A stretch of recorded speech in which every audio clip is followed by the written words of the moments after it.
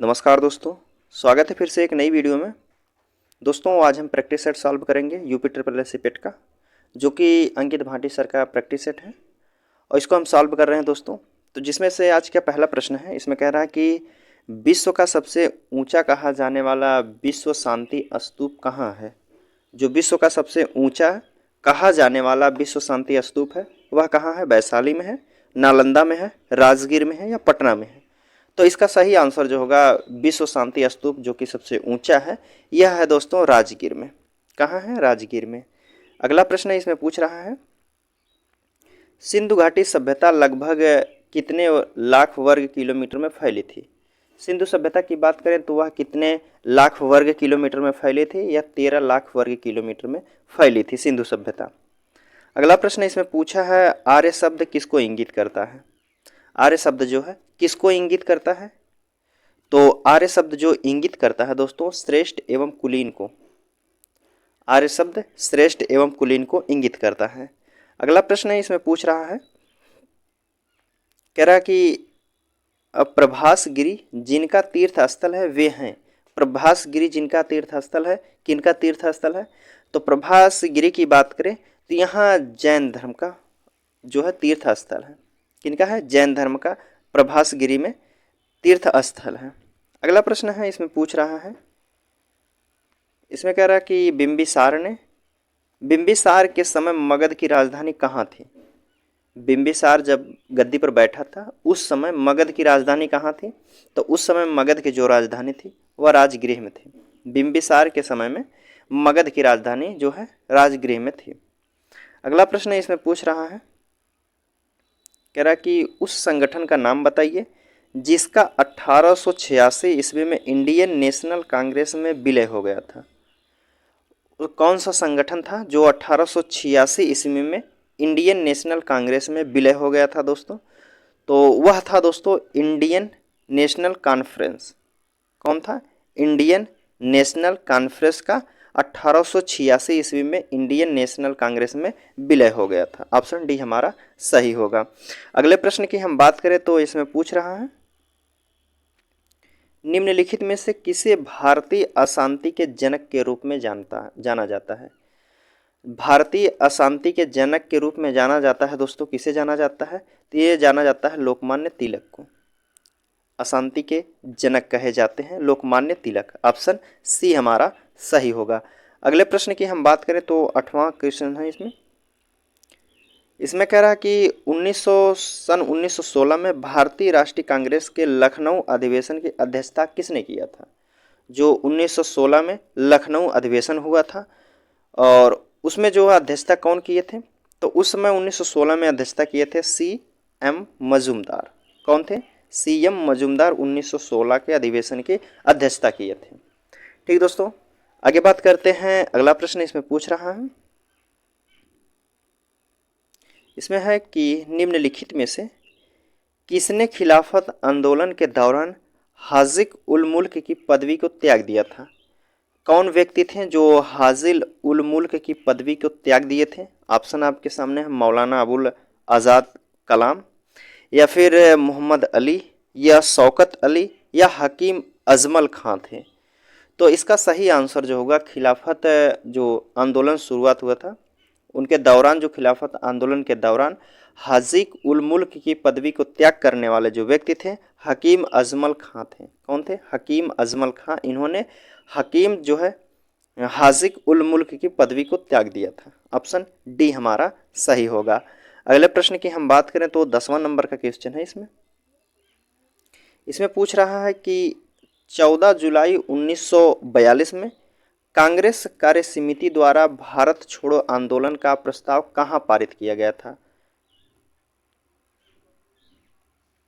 जो दोस्तों कहा रहा है इसमें कि भारत छोड़ो आंदोलन का प्रस्ताव 1942 में कहां पारित किया गया था, किस अधिवेशन में दोस्तों। तो यह पारित किया गया था जो कि आपका वर्धा अधिवेशन में। कहां? वर्धा अधिवेशन में। ऑप्शन बी हमारा सही होगा। अगले प्रश्न की हम बात करते हैं। 11 नंबर का प्रश्न है, इसमें पूछ रहा है कि निम्न में से कौन सा शहर कर्क रेखा के निकट है। कर्क रेखा के समीप कौन सा शहर इनमें से स्थित है। दिल्ली है, कोलकाता है, जोधपुर है या फिर नागपुर है? तो सही आंसर जो होगा कर्क रेखा के निकटतम जो समीप शहर है यह दोस्तों कोलकाता है, पश्चिम बंगाल के कोलकाता। ठीक, अगला प्रश्न की बात करें तो इसमें पूछा है भारतीय मानक समय एवं ग्रीनविच मध्य समय में अंतर कितना होता है? जो आईएसटी और जीएमटी के बीच में अंतर कितने समय का होता है? तो इसमें अंतर जो होता है 5.5 घंटे का अंतर होता है। ऑप्शन बी हमारा सही होगा, 5.5 घंटा। ठीक दोस्तों, 5 घंटा 30 मिनट का। आगे बात करें तो अगला प्रश्न है, इसमें पूछ रहा है हिमालय की संरचना जो है, हिमालय की रचना समांतर वलय श्रेणियों से हुई है, जिसमें सबसे प्राचीनतम श्रेणी कौन है? हिमालय की रचना जो है समांतर वलय श्रेणियों से हुई है, वलित पर्वत भी कहा जाता है हिमालय को।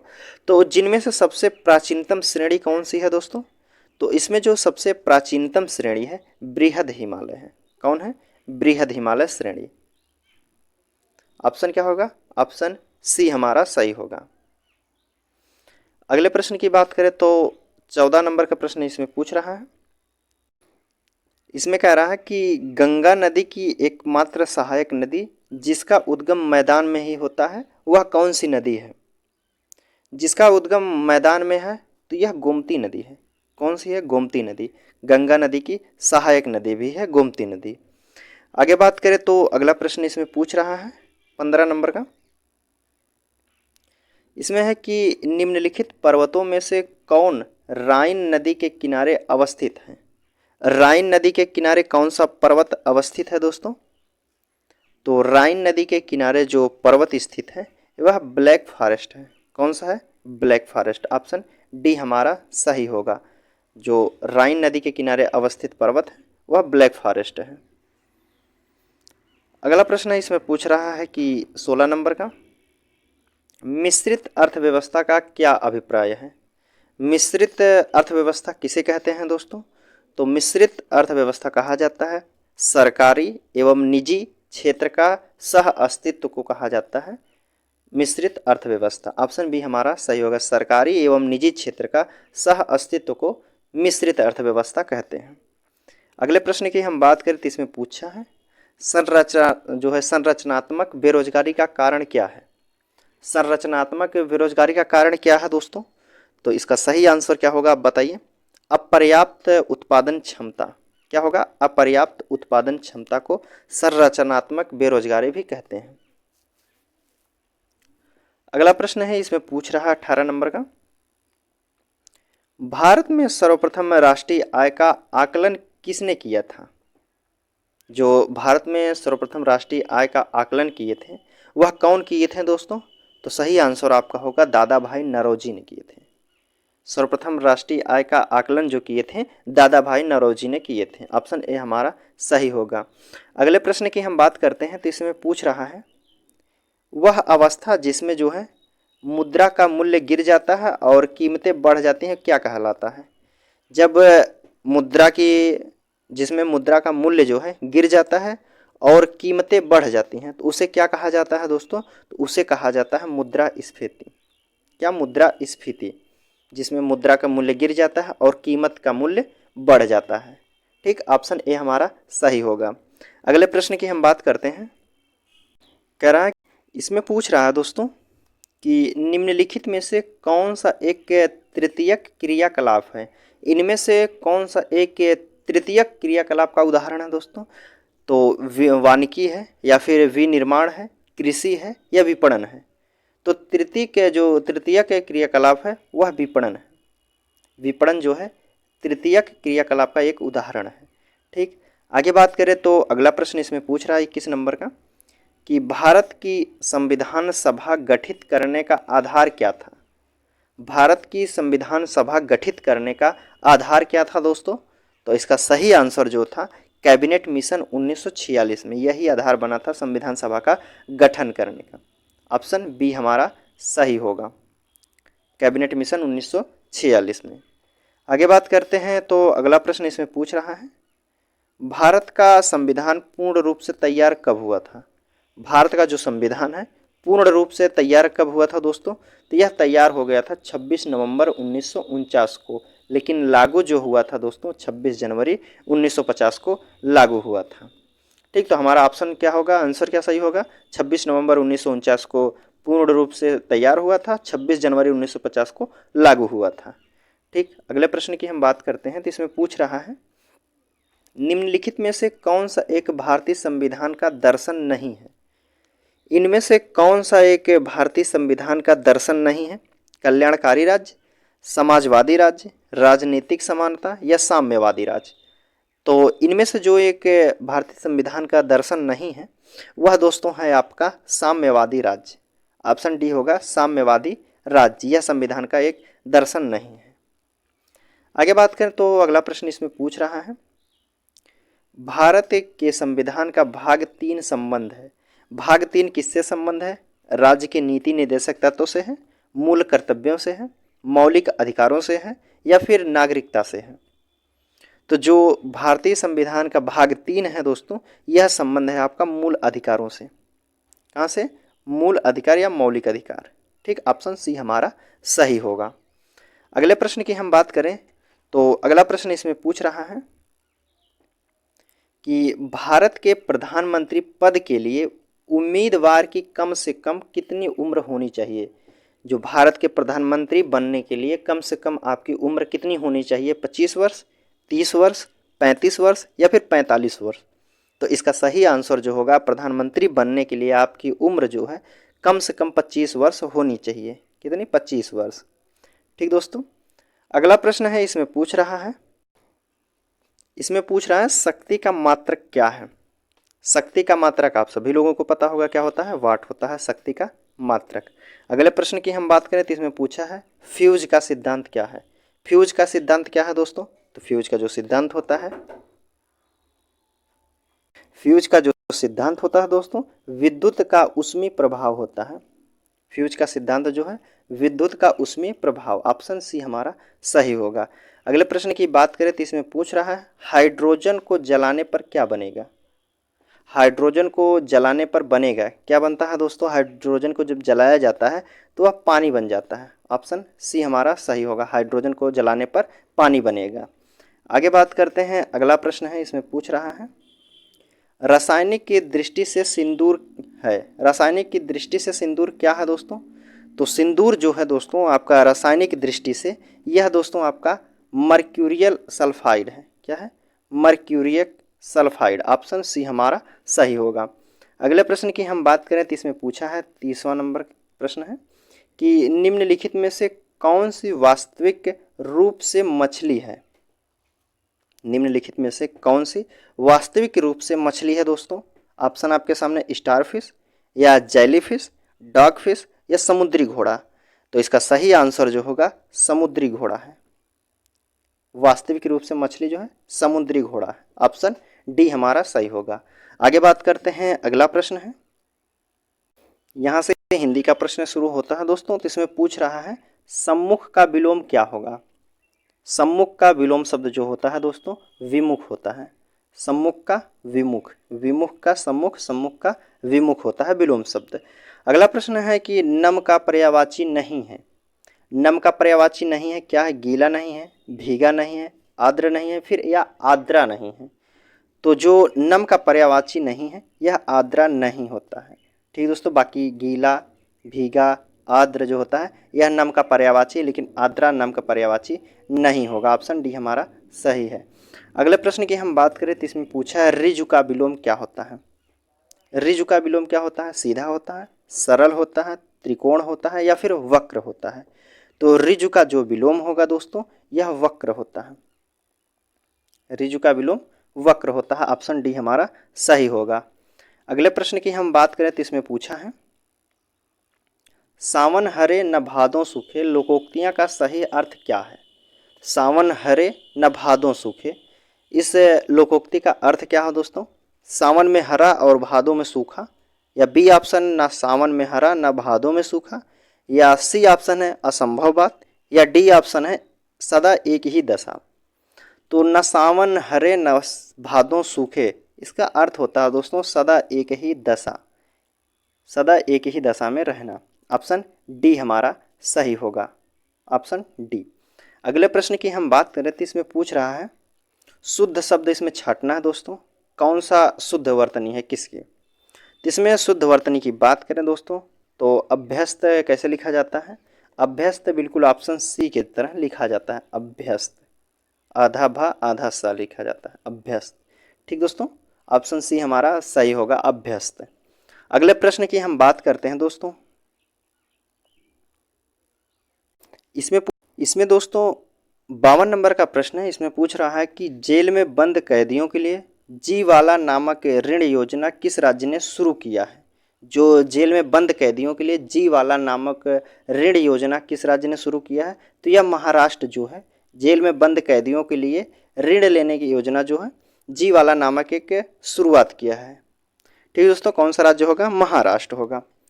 अगले प्रश्न की हम बात करें तो इसमें पूछा है मधु क्रांति नामक पोर्टल किस मंत्रालय की पहल है। जो मधु क्रांति नामक पोर्टल है किस मंत्रालय की यह पहल है दोस्तों, तो इसका सही आंसर जो होगा आपका ऑप्शन बी हमारा सही होगा, कृषि एवं किसान कल्याण मंत्रालय। ऑप्शन बी कृषि एवं किसान कल्याण मंत्रालय द्वारा। अगले प्रश्न की हम बात करें तो इसमें पूछ रहा है भारत के नए महालेख नियंत्रक के रूप में किसे नियुक्त किया गया है। भारत के नए महालेख नियंत्रक के रूप में किसे नियुक्त किया गया है। ऑप्शन आपके सामने है, दीपक मलिक, सोनाली सिंह या दीपक दास या सोमा राय बर्मन। तो इसका सही आंसर जो होगा दोस्तों महालेख के रूप में नए नियुक्त किया गया है, ये हैं आपके ऑप्शन बी सोनाली सिन्हा है। कौन है, सोनाली सिन्हा, ऑप्शन बी हमारा सही होगा। अगले प्रश्न की हम बात करें तो 55 नंबर का प्रश्न है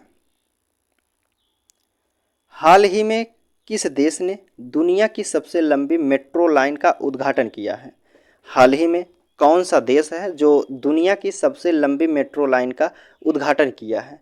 तो इसका सही आंसर जो होगा दोस्तों चीन जो है दुनिया की सबसे लंबी जो है मेट्रो लाइन बिछाने का उद्घाटन किया है, उद्घाटन कर दिया है दोस्तों, सबसे लंबी मेट्रो लाइन का चीन। अगले प्रश्न की बात करें तो इसमें पूछा है आयशा मलिक किस देश की पहली भारतीय सुप्रीम कोर्ट की जज बनी है। आयशा मलिक जो है किस देश की पहली महिला सुप्रीम कोर्ट के जज बनी है दोस्तों। आयशा मलिक कहाँ की जज बनी है, तो इसका सही आंसर जो होगा आपका पाकिस्तान की है। कहाँ की है, पाकिस्तान, ऑप्शन डी हमारा सही होगा। अगले प्रश्न की हम बात करें तो इसमें पूछा है हाल ही में दया प्रकाश सिन्हा को किस भाषा के लिए साहित्य अकादमी पुरस्कार 2011 में सम्मानित किया गया था। जो दया प्रकाश सिन्हा को किस भाषा के लिए साहित्य अकादमी पुरस्कार जो है 2021 में सम्मानित किया गया था दोस्तों, किस भाषा के लिए। तो इनको जो साहित्य अकादमी पुरस्कार दिया गया था 2021 में, यह दिया गया था आपको हिंदी भाषा के लिए। ऑप्शन ए होगा हिंदी भाषा के लिए। अगला प्रश्न है, इसमें पूछ रहा है, इसमें कह रहा है कि भारत में जो कह रहा कि हाल ही में रूस द्वारा यूक्रेन पर हमले के दौरान विश्व के सबसे बड़े विमान को नष्ट कर दिया गया, उस विमान का नाम क्या था। जो हाल ही में रूस और यूक्रेन के बीच में हमला हुआ था उसमें उसके दौरान जो है विश्व का सबसे बड़े विमान को नष्ट कर दिया गया था, उस विमान का नाम क्या था दोस्तों। तो उस विमान का नाम जो है मारिया विमान था, मारिया विमान को नष्ट कर दिया गया है। ठीक, ऑप्शन बी हमारा सही होगा। अगले प्रश्न की हम बात करते हैं दोस्तों, इसमें पूछ रहा है कि भारतीय एथलीट जो है नीरज चोपड़ा की लघु जीवनी गोल्डन बॉय नीरज चोपड़ा के लेखक कौन है। गोल्डन बॉय नीरज चोपड़ा के लेखक कौन है दोस्तों, तो इसके लेखक की बात करें तो नवदीप सिंह जो है, नवदीप सिंह गिल हैं। कौन है, नवदीप सिंह गिल, इनकी जो लेखनी है इन्हें गोल्डन बॉय नीरज चोपड़ा लिखे हैं दोस्तों। आगे बात करते हैं, अगला प्रश्न है, इसमें पूछा है भारत के कितने राज्य नेपाल के साथ सीमा साझा करते हैं। भारत के कितने राज्य हैं जो नेपाल के साथ सीमा साझा करते हैं दोस्तों, तो नेपाल के साथ सीमा साझा करने वाले 5 राज्य हैं। ठीक दोस्तों, कौन कौन से हैं नेपाल के साथ सीमा साझा करने वाले 5 राज्य, आप कमेंट करके बताइए दोस्तों। ठीक, आगे बात करते हैं, अगला प्रश्न है 62 नंबर का। इसमें पूछा है तेंगे किस देश की मुद्रा है। तेंगे की बात करें तो तेंगे किस देश की मुद्रा है, कजाकिस्तान की है, उज्बेकिस्तान की है, जॉर्डन की है या फिर यूक्रेन की है। तो तेंगे जो है कजाकिस्तान की मुद्रा है। कहाँ की है? कजाकिस्तान की मुद्रा है। आगे बात करें, अगला प्रश्न है, इसमें पूछ रहा है कि देश में कुल राज्य तथा केंद्र शासित प्रदेश की संख्या कितनी है। जो भारत में कितने राज्य हैं, कितने केंद्र शासित प्रदेश हैं, वह पूछा है दोस्तों। तो भारत में जो है आपके 28 राज्य, 8 केंद्र शासित प्रदेश हैं। ऑप्शन ए हमारा सही होगा, 28 और 8। अगले प्रश्न की हम बात करें तो इसमें पूछा है, राज्यसभा की सदस्यता प्राप्त करने के लिए न्यूनतम आयु सीमा कितनी होती है। राज्यसभा के अगर सदस्य बनना चाहते हैं आप, तो आपकी उम्र कितनी होनी चाहिए कम से कम। तो इसका सही आंसर जो होगा, कम से कम आप 30 वर्ष के हैं तो राज्यसभा के आप सदस्य बन सकते हैं। आगे बात करते हैं, अगला प्रश्न इसमें पूछा है, विश्व जो है पर्यावरण दिवस मनाया जाता है। विश्व पर्यावरण दिवस कब मनाया जाता है? 2 जून को, 3 जून को, 5 जून को या फिर 2 जुलाई को। तो विश्व पर्यावरण जो दिवस मनाया जाता है दोस्तों, यह 5 जून को मनाया जाता है। ऑप्शन सी हमारा सही होगा। अगले प्रश्न की हम बात करें तो इसमें पूछा है, अंतर्राष्ट्रीय पुलिस का मुख्यालय कहाँ स्थित है। इंटरपोलो जो है उसका मुख्यालय कहाँ है, अंतर्राष्ट्रीय पुलिस का मुख्यालय कहाँ स्थित है दोस्तों। तो इसका सही आंसर जो होगा लियोन्स में है। कहाँ है? लियोन्स में अंतर्राष्ट्रीय पुलिस का मुख्यालय है। अगले प्रश्न की हम बात करें तो इसमें पूछा है, भारत में स्थापित प्रथम राष्ट्रीय park Jim Corbett national park किस राज्य में स्थित है। जिम कॉर्बेट जो राष्ट्रीय पार्क है किस राज्य में स्थित है? उत्तराखंड में है, उत्तर प्रदेश में है, महाराष्ट्र में है या फिर कर्नाटक में है। तो इसका सही आंसर जो होगा दोस्तों, जिम कॉर्बेट जो राष्ट्रीय पार्क है यह आपका उत्तराखंड में स्थित है। ऑप्शन ए हमारा सही होगा, उत्तराखंड में। ठीक दोस्तों, कहाँ? उत्तराखंड में। अगले प्रश्न की हम बात करते हैं तो इसमें पूछा है, यक्षगान लोक नृत्य का संबंध किस राज्य से है। यक्षगान जो है लोक नृत्य का संबंध किस राज्य से है? असम से है, केरल से है, कर्नाटक से है, तमिलनाडु से है। यक्षगान का जो संबंध है दोस्तों, यह आपका है कर्नाटक राज्य से। कहाँ से है? कर्नाटक राज्य। ऑप्शन बी हमारा सही होगा। अगले प्रश्न की हम बात करें तो इसमें पूछा है, इसमें कह रहा है कि प्रथम भारतीय जिन्हें मैग्सेस अवार्ड दिया गया था। मैग्सेस अवार्ड किसे दिया गया है जो दोस्तों भारत प्रथम भारतीय हैं, यह दिया गया है मैग्सेस अवार्ड जो दिया गया है यह आपके आचार्य विनोबा भावे को दिया गया है। कौन है? आचार्य विनोबा भावे को दिया गया है। प्रथम भारतीय हैं जिन्हें मैग्सेस अवार्ड दिया गया था। अगला प्रश्न है 70 नंबर का दोस्तों, और लास्ट प्रश्न रहेगा आज का, कि स्वतंत्र भारत के पहले मंत्रिमंडल के संबंध में गलत सुमेलित विकल्प का चयन कीजिए दोस्तों।